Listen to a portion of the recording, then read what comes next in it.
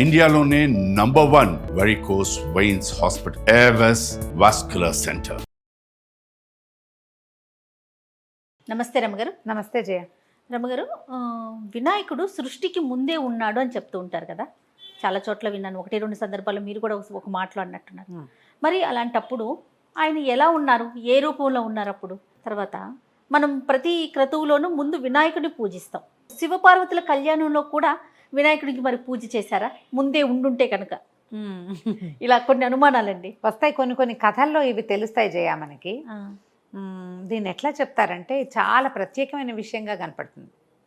సృష్టి ఆదిలో మొదట శబ్దం ఉద్భవించింది. ఆ శబ్దమే ప్రణవం, ఓంకారం, పరమాత్మ తత్వము.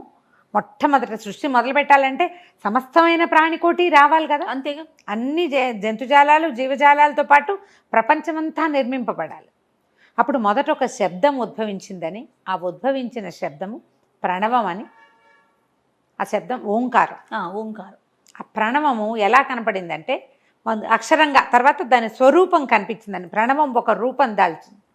ఆ రూపము మెల్లిగా చిన్న చిన్న ఆకారాల మార్పుతోటి అది ఏనుగు శిరస్సులాగా కనపడిందట. గణపతి స్వరూపంగా అది దర్శనమిచ్చింది. సృష్టికి ముందే మరి ప్రపంచమంతా నిర్మింపబడిందంటే పరమాత్మ తన యొక్క శక్తిని ఇట్లా ప్రభావితం చేశాడు. శక్తితోటి ప్రపంచాన్ని తన శక్తితో నింపాడు. మొదట ఓంకారంతో ప్రణవ స్వరూపంగానే కనపడ్డాడు. ఆ ప్రణవ స్వరూపమే ఈ గణపతి యొక్క స్వరూపం. ఆ రూపం అట్లా కనపడుతుందట. అక్షరాలు ఇప్పుడు మనకి ఈయన మన ఓంకార శుండ అంటారు గణపతిని. ఆయన ఒక తొండము అవన్నీ ఓంకారాన్ని పోలింటాయి. నువ్వు చూడు, ఓం రాసి దాన్ని గణపతి స్వరూపంగా మారుస్తున్నట్టుగా మనకి ఈ మధ్య చాలా చోట్ల పిల్లలు కూడా వేస్తారు ఆ బొమ్మ. అవునండి. ఓంకార రూపంలో ఉన్నాడు గణపతి. అంటే ముందు నుంచి ఉన్నట్టేనా? సృష్టి అంతా మొదలవటానికి ముందు ఎవరున్నారు? గణపతి ఉన్నాడు. ఈ స్వరూపమే మొదట కనపడింది. క్రమంగా మిగిలిన మొత్తం త్రిమూర్తులు ఉద్భవించారు. తర్వాత వాళ్ళ నుంచి రకరకాల శక్తులు వచ్చినాయి. ప్రపంచం అంతా నిర్మింపబడింది. అయితే ఈ పార్వతీదేవి ఆ ఆద్యశక్తిగా మొట్టమొదట ఉద్భవించిన స్వరూపానికి తను జన్మనివ్వాలని కోరుకుందని ఒక కథనం. అయితే ఆవిడ ఆ ఊహ చేస్తూ ఒక పిల్లవాడికి బొమ్మని చేసిన తర్వాత ఏమైంది? పిండితో తయారు చేసింది. ఊహిస్తూ ఆ ఊహతోటి చేస్తూ ప్రాణప్రతిష్ఠ చేసింది.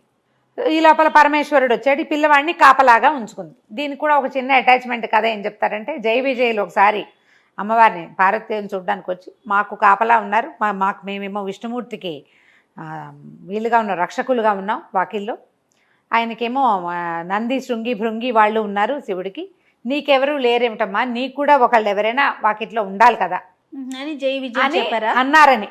అంటే ఆవిడ ఆ ఊహ చేస్తూ ఒక బాల స్వరూపాన్ని సృష్టించుకుని వాకిట్లో కావలిగా ఉంచింది. ఎవరైనా వస్తే చూసుకోమని. పరమేశ్వరుడు వచ్చాడు. ఈ పిల్లవాడు ఈవిడితోటి కాపలాగా ఉంచబడ్డవాడన్న ధ్యాస ఆయనకి లేదు. పైగా ఆయన లోపలికి వెళ్ళిపోవాలనుకున్నాడు. శిరస్సు ఖండించి లోపలికి వెళ్ళాడు. అప్పుడు లోపలికి వెళ్ళి మాట్లాడుకున్నాక ఈ డిస్కషన్ అంతా వచ్చాక పిల్లవాడిని సంహరింపబడ్డాడని ఆవిడ చాలా దుఃఖిస్తున్న పార్వతిని ఓదార్చి పరమేశ్వరుడు ఈ ఉత్తర దిక్కుగా తలపెట్టుకుని ఉన్న ప్రాణి ఎవరైనా ఉంటే వాళ్ళ శిరస్సు తీసుకురమ్మన్నారు. ఈ శిరస్సు తీసుకొచ్చాక ఆ శిరస్సును ఆవిడ తగిలిస్తుంటే ఆవిడకి తట్టింది. ఆ స్వరూపం తను ఏది కోరుకుంది, ఏ స్వరూపంలో ఉన్న కుమారుడు తనకి కావాలని కోరుకుందో అదే స్వరూపంలో గణపతి కనపడ్డాడు. ఏనుగు తలని కదా పెట్టారు. అవును. ఆ ఏనుగు తలని పెట్టంగానే ఆవిడ ఆ మొట్టమొదటి ఆద్యశక్తి ఏది, ఓంకార స్వరూపంలో ఉన్నటువంటి ఈ గజశిరస్సు గజాననమే అక్కడ కనపడింది.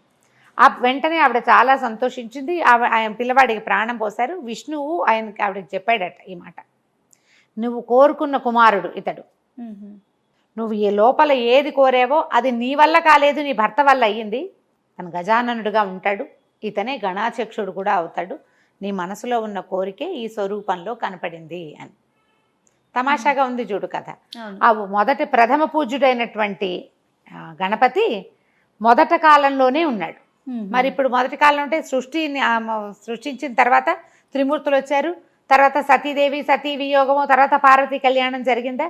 ఇప్పుడు మరి ఏ శక్తికి వీళ్ళు పూజించినట్టు ఓంకార స్వరూపంలో ఉన్నటువంటి గణపతి గజాననుడిని పూజించారు. ఎందుకంటే ఆద్య శక్తి కాబట్టి, మొదట శక్తి కాబట్టి ఇది శ్రీపాద శ్రీవల్లభ చరితామృతం పుస్తకం చదువుతుంటే అందులో ఈ పాయింట్ ఒకసారి కనిపిస్తుంది. తొలి పూజ ఎవరికి పూజ చేశారు వీళ్ళు, విఘ్నం రాకుండా ఉండటానికి విఘ్నాధిపతికి ఎవరికంటే ఇప్పుడు మొదట కనపడిన ఆ స్వరూపం వల్లే సృష్టి అంతా సజావుగా అయింది. ఆ స్వరూపాన్ని ఆరాధించే సిద్ధి బుద్ధులను తీసుకున్నటువంటి జ్ఞాన క్రియాశక్తులను తీసుకున్నటువంటి బ్రహ్మదేవుడు ప్రపంచాన్ని పూర్తిగా నిర్మించాడు. సరిగ్గా సమన్వయం బాగా కుదిరింది చూడు పూర్తిగా. అప్పుడు ఆ తర్వాత కూడా ఎప్పుడు ఆయన ఉన్నాడు. స్వరూపంగా మనకి కనపడింది శివపార్వతుల సంతాన స్వరూపం, అవును, ప్రపంచానికి తెలిసింది. కానీ ఈ ప్రపంచ నిర్మాణ శక్తులైన వీళ్ళందరికీ కూడా ప్రణవ స్వరూపంలో గజాననుడు ముందు నుంచే తెలుసు. అతనినే ప్రార్థించారు. కథ బాగుంది చూడు, చాలా అద్భుతంగా తమాషాగా ఉన్నప్పటికీ ఇది ఆలోచింపచేసే కథ. ముందు నుంచి ఉన్నాడు. మరి ఆ ప్రణవ స్వరూపం నుంచే మనకి ఇంత ప్రపంచం అంతా వచ్చింది కదా. అందులో ఇంచే కాదు రమ్మగారు, మన సృష్టికర్త ఆదిశక్తి అనుకుంటాం కదా, పరాశక్తి అమ్మ. ఆమెలో నుంచి ఉద్భవించిన వాళ్ళే కదా బ్రహ్మ విష్ణు మహేశ్వరులు. మరి ఈ ఓంకారం అనేది ఎలా వచ్చింది? ఆది పరాశక్తి నుంచే వచ్చింది. పరాశక్తి అది ఆమె తనని తను ప్రకటించుకునేందుకు ఆవిడ ఆ శబ్ద స్వరూపంలో కనపడింది. మొదట ఓం అనే శబ్ద స్వరూపంలో కనిపించారు. అందుకనే ఓంకారము పరమాత్మకి అక్షరం. అన్నిటికీ ఓమే కదా జయ. అవునవును. ఓంకారము ప్రణవవాచ్యంగా ఉంటాడు భగవంతుడు. నువ్వు ఇంకేం చేయొద్దు, ఒట్టి ఓం చేసినా కూడా భగవంతుడు ప్రత్యక్షం అవుతాడు. అది శివునికి ప్రతీక, భగవంతుడికి. అది ఇప్పుడు శివుడు పార్వతి అని కాదు, ఈ మొత్తం ప్రపంచానికి ఏ శక్తి అయితే నడుపుతుందో ఆ శక్తి. ఆ శక్తి ఓం. అది స్త్రీయా పురుషుడా అనే నియమం లేదు అక్కడ. ఓంకారమే పరబ్రహ్మ యొక్క శక్తి. ఈ మొత్తం బ్రహ్మానంగానే పుట్టించేవాడని అనుకోవడానికి వీల్లేదు. ఈ మొత్తాన్ని ఎవరైతే సృజించారో వాళ్ళు ఆ శక్తి ఒక ప్రత్యేకమైన శక్తి. అది మనకి ఈ కేనోపనిషత్తు వాటిల్లో కథలు చెప్తారు జయ, చిత్రమైన కథలు. పరబ్రహ్మం ఒక మెరుపులాగా దీనిలాగా కనపడింది. ఒక కళ్ళు కనుక్కోవడానికి వెళ్ళారు, కనుక్కోలేకపోయారు. ఆవిడ ఉమాదేవిగా స్వరూపం చెందింది అని చెప్తారు. పెద్ద మెరుపు, అదేమిటో విచిత్రమైన స్వరూపం, అర్థం కాలేదు. అగ్ని ఇంద్రుడు వాళ్ళిద్దరే ఆమెను సమీపించారు, ఆ శక్తిని సమీపించారు. మిగిలిన వాళ్ళు ఏమీ సమీపించలేకపోయారు. వాళ్ళని ఆవిడ తోసేసింది అక్కడి నుంచి, పట్టుకోలేకపోయారు వాళ్ళు. కానీ సమీపించగలిగినందుకే అగ్ని ఇంద్రుడు ఇద్దరు మనకి భూలోకంలో వాసులకి ఆరాధ్య దైవాలు అయ్యారు. అగ్నిని ఆరాధించాలి, ఇంద్రుడిని ఆరాధించాలి. వాళ్ళిద్దరు కొంచెం పవర్ఫుల్ వాళ్ళు అనమాట మిగిలిన వాళ్ళకంటే. కానీ వాళ్ళు కనిపెట్టలేకపోయారు. చివరికి అది అంతర్ధానమై ఉమాదేవి స్వరూపంలో కనపడిందట. అట్లా చెప్తారు. సో ఇప్పుడు ఫలానా వాళ్ళు అని చెప్పడానికి వీల్లేదు దీన్ని. ఇప్పుడు ఈ పరబ్రహ్మతత్వాన్ని ఆరాధించాలంటే మనం శుక్లాంబరధరం చదువుకున్నా, వినాయకుడిని చదువుకున్నట్టే, శక్తిని చదువుకున్నట్టు. అది ఏ శక్తి వల్ల మన ప్రాణులు ఇంత ప్రపంచం నిర్మించబడిందో ఆ పరంజ్యోతిని మనం ఈ రకంగా ప్రార్థించుకోవచ్చు, ఎట్లా కుదిరితే అట్లా.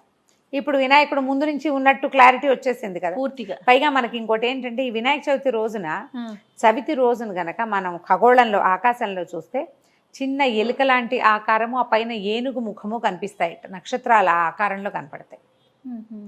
దానివల్లే ఇది ఇట్లా చేయబడింది. ఇట్లా ఈ రోజున ఇవి ఎలా కనపడతాయి ఖగోళంలో, దాన్ని బట్టే మనం ఈ పండగ చేసుకోవాలని, ఇవాళ దాన్ని ఆరాధించాలని. చవితి నాటి చంద్రుడు కూడా చూడు నవ్వుతున్న మొహంలాగా ఉంటుంది. అవును కదా, అందుకని చవితి చంద్రుడు దానికి ఒక ప్రత్యేకమైన రోజు. ఆకాశంలో నక్షత్రాలు మనం అసలు గమనిస్తాం, అసలు పట్టించుకోం కదా, పట్టించుకోనే సమంతకోపాఖ్యానపు కథ కూడా కనపడుతుందట. ఆకాశంలో నక్షత్ర రూపంలో సింహము అట్లా విచిత్రంగా కనిపిస్తాయి, సూర్యుడు ప్రత్యేకంగా కనిపిస్తాయట. అన్ని రాసులలోనూ మనకి అన్ని పండగల్లోనూ ఇలాగే ఖగోళంలో ఏదో ఒక నక్షత్ర దర్శనం అవుతుంది.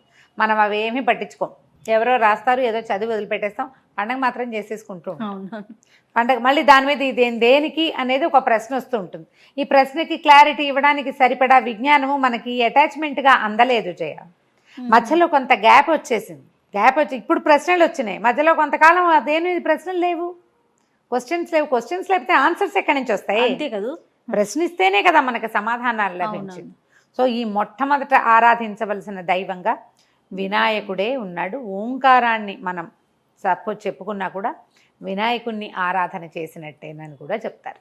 నమస్తే. నమస్తే.